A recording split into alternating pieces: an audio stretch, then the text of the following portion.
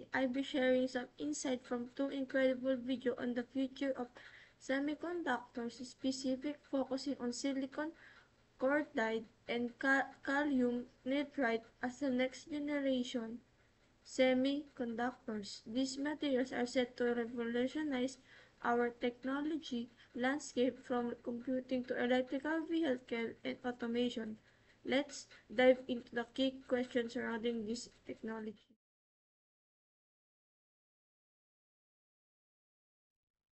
With the introduction of silicon carbide and gallium nitride semiconductors, the computing industry is on the brink of major evolution. Unlike traditional silicon-based semiconductors, silicon carbide and gallium nitride can handle higher voltage, temperature, and frequencies. This increased capability allows engines to design smaller, faster, and efficient components, which translates into greater processing power of efficiency for computers. As these semiconductors become more integrated into computer hardware, we can expect more sophisticated computing capabilities, including faster data processing, enhanced energy efficiency, and a potential for more compact device design.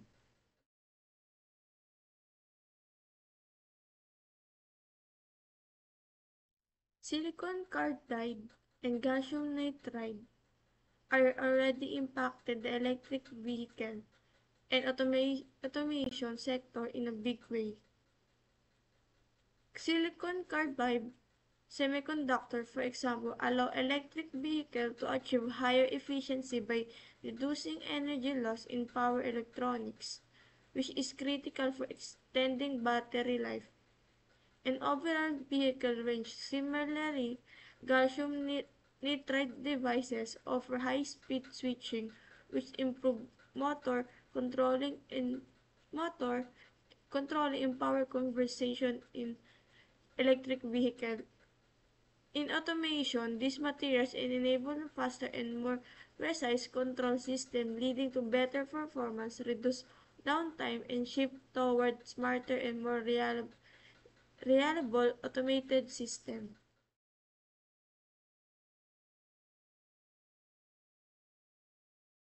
Compared to the traditional silicon-based semiconductors,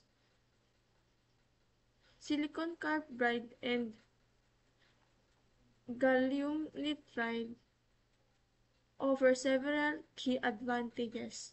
For one, they are much more efficient at handling high power and high temperature. Silicon carbide, for instance, can operate at temperatures exceeding 600 degrees Celsius without degrading performance. This resilience reduces the need for traditional cooling system, which not only save space but also reduce costs.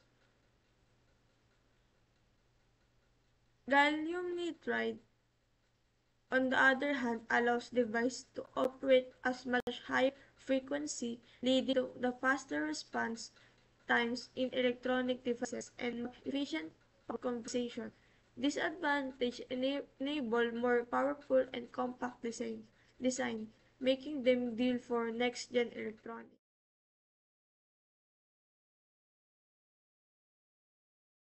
For computer engineers, the emergence of silicon carbide and gallium nitride semiconductor present exciting new opportunities. Engineers will need to learn how to design and optimize systems that incorporate these materials to harness their unique properties. This shift will likely require additional knowledge in power electronics, terminal management, and high-frequency circuit design. Additionally, as demand grows of specialized application of these semiconductors in industries like EVs, automation, and advanced computer engineers will be at the forefront innovating to create the next generation of efficient, high-performance electronic devices. In conclusion, Silicon carbide and gallium nitride semiconductor represent a transformative step forward for technology. They offer superior performance in terms of power handling, temperature tolerance, and efficiency compared to traditional silicon.